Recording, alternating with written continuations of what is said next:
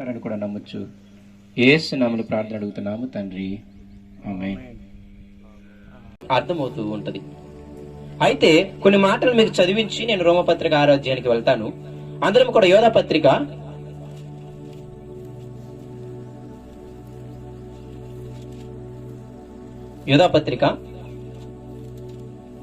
4వ అధ్యాయము. యోధాపత్రిక 4వ అధ్యాయము. ఏలయనగా కొందరు రహస్యముగా జొరబడి ఉన్నారు, వారు భక్తిహీనులై మన దేవుని కృపను కామాతురత్వమునకు దుర్వినియోగపరచుచు. యోధా గారు రక్షణ గురించి వాళ్ళకి రాద్దాం అనుకున్నాడు. దేని గురించి రాద్దాం అనుకున్నాడు? రక్షణ గురించి. కానీ రక్షణ కంటే కూడా ఆయనకు ప్రాముఖ్యంగా ఏది కనిపించింది అంటే, ఇదిగో కొందరు మీ వద్ద ఏమయ్యారంట? జ్వరబడి ఉన్నారు. ఎవరి వద్ద? ఎంతకి? సంఘములో. ఇంతకీ వీళ్ళు జ్వరబడి ఏం చేస్తున్నారు అంటే, దేవుని కృపని వాళ్ళు కామాతురత్వానికి వాడుతున్నారు అంట. ఇంకొందరు ఏం చేస్తున్నారో చూద్దాం. అదే పేతురు రాసినటువంటి రెండవ పత్రిక, పేతురు గారు రాసినటువంటి రెండవ పత్రిక, పేతురు గారు రాసినటువంటి రెండవ పత్రిక 2వ అధ్యాయము 1 నుండి నేను చదువుతాను, మీరు ఆలకించండి. మరియు అబద్ధ ప్రవక్తలు ప్రజల్లో ఉండిరి, అటువల్లే మీలోని అబద్ధ బోధకులుందరు. ఇంతకీ సంఘములో కొందరు భక్తిహీనులైపోయి, ఇంతకుముందు భక్తి పరులే, కానీ వాళ్ళు ఏమయ్యారు అంటే భక్తిహీనులైపోయి వాళ్ళు కొన్ని బోధలను తీసుకొస్తున్నారంట. ముందుకెళ్ళిన తర్వాత మీకు అన్ని అర్థమవుతూ ఉంటాయి. ఇంతకీ ఏంటా బోధ అంటే, దేవుడు చాలా కృప కలిగిన వాడు, చాలా ప్రేమ కలిగిన వాడు, చాలా కనికరము కలిగిన వాడు, చాలా దయ కలిగిన వాడు, చాలా వాత్సల్యము కలిగిన వాడు.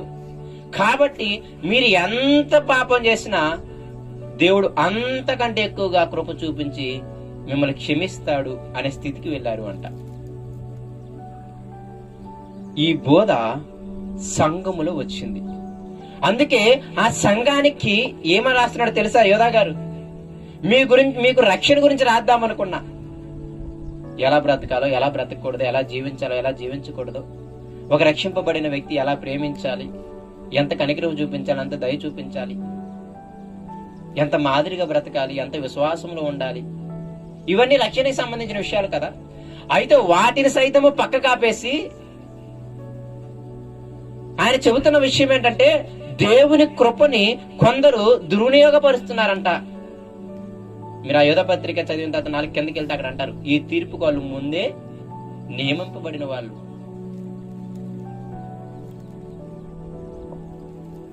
అయితే కొందరు కామాతృత్వానికి కొందరు వాడుకుంటుంటే, కొందరు దేనికి వాడుతున్నారు అంటే లోభత్వము. 5వ వచనం చూడండి, 2 పేతురు 2వ అధ్యాయము 3వ వచనము. వారు అధిక లోబులై కల్పనా వాక్యములు చెప్పుచు మీ వలన లాభము సంపాదించుకుందరు, వారికి పూర్వము నుండి విధింపబడిన తీర్పు ఆలస్యము చేయదు, వారి నాశనము కొనికి నిద్రపోదు. అయితే ఇక్కడ నేనేమంటున్నాను అంటే, దేవుని కృపని ఎలాగూ దుర్వినియోగపరుస్తున్నారు అంటే పాపము చేయటానికి. అందులో ఒకరు వ్యభిచారానికి వాడితే, ఒకరు ధనం సంపాదించుకోవడానికి వాడితే.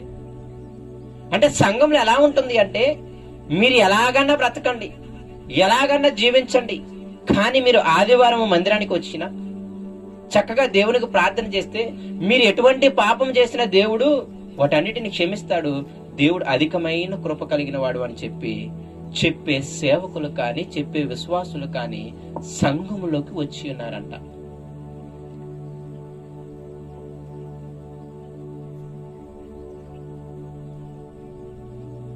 అంటే మీరు ఎలా బ్రతికినా, ఎలాగూ చేసినా, మీ నడవడి ఎలా ఉన్నా, మీ ప్రవర్తన ఎలా ఉన్నా, మీ నోటి మాట ఎలా ఉన్నా, ఇదిగో మీరు దేవునికి ప్రార్థన చేస్తే, యేసయ్యను నమ్ముకుంటే, ఆదివారం మందిరానికి వెళ్తే, లేకపోతే మీకు కలిగిన దాంట్లో కొంత దేవునికి ఇచ్చేస్తే, లేకపోతే మీరు ఒక కూడిక పెట్టించుకుంటే, సువార్త అందిస్తే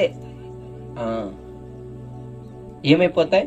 మీరెంత పాపం చేసినా దేవుడు క్షమిస్తాడు అనేటటువంటి కొందరు వ్యక్తులు సంఘములో ప్రవేశించారంట. అయితే ఎందుకు నేను ఈ విషయం చెబుతున్నాను అంటే, వాళ్ళ గురించి మాట్లాడడానికి కాదు. ఇక్కడ నా ఉద్దేశం ఏంటి అంటే, దేవుని కృపని పాపమునకు వాడుకోవడం ఏంటంటే మీకు అర్థం అవ్వాలి. ఇప్పుడు మీకు ఇంకొక ఉదాహరణ చెబుతాను, ఇంకా మీకు అర్థం అవడానికి. ఇదిగో, నోటితో సరసోక్తులు మాట్లాడిన, నోటితో దుర్భాషలు మాట్లాడిన, నోటితో అబద్ధములు ఆడిన, అప్పటికప్పుడు పక్షవాతం వచ్చిందనుకోండి నోటికి, అప్పటికప్పటికి నోటికి పక్షవాతం వచ్చి ఇక నోరు మాట్లాడడానికి పని చేయకుండా అనుకోండి, అప్పుడు ఏం చేస్తాం చెప్పండి? ఇక తర్వాత నుండి మనము నోటితో ఏమైనా పాపం చేయడానికి ఇష్టపడతామా? ఇక తర్వాత మిగతా వాళ్ళు కూడా ఏం చెప్తాను చెప్పండి? ఇదిగో దేవుని దగ్గరికి వస్తూ, దేవుణ్ణి ఎరిగి, దేవుని మందిరానికి వస్తూ, ఆయన వాక్యం వింటూ, ఆయనకు ప్రార్థన చేస్తూ, ఆయన పాటలు పాడుతూ, ఆయన యొక్క జీవము కలిగిన దేవుని సంఘములో నువ్వు ఉంటూ, సత్యానికి స్తంభంగా ఆధారంగా ఉండాల్సిన నీవు నీ నోటిని కాచుకోకపోతే అక్కడికక్కడే ఆ నోరు పాడైపోతుంది అని మనము మిగతా వాళ్ళకి సాక్ష్యం చెప్తాం. అంతేనే కాదు?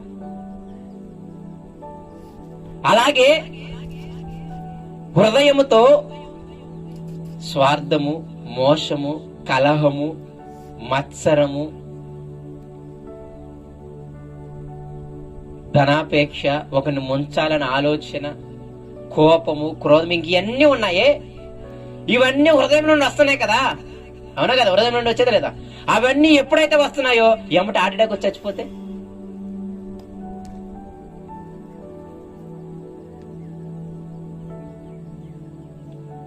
అర్థమవుతుందా మీకు? హృదయం నుండి ఏవేవైతే చెడు కార్యాలన్నీ వస్తున్నాయో ఎమ్మటే, కానీ ఆ హృదయం నుండి వచ్చిన చెడు కార్యాన్ని బట్టి ఎమ్మటి హార్ట్ అటాక్ వచ్చి చచ్చిపోయింది అనుకోండి, ఇక మిగతా వాళ్ళు ఎవరైనా చేయడానికి, అసలు ఆలోచన చేయడానికి ఎవరైనా ఆలోచన చేస్తారా? ఇదిగో ఎవరైనా, ఇదిగో వ్యభిచారం చేస్తూ ఉన్నప్పుడు ఆ చేసిన రోజే నెక్స్ట్ రోజే చచ్చిపోయారు అనుకోండి,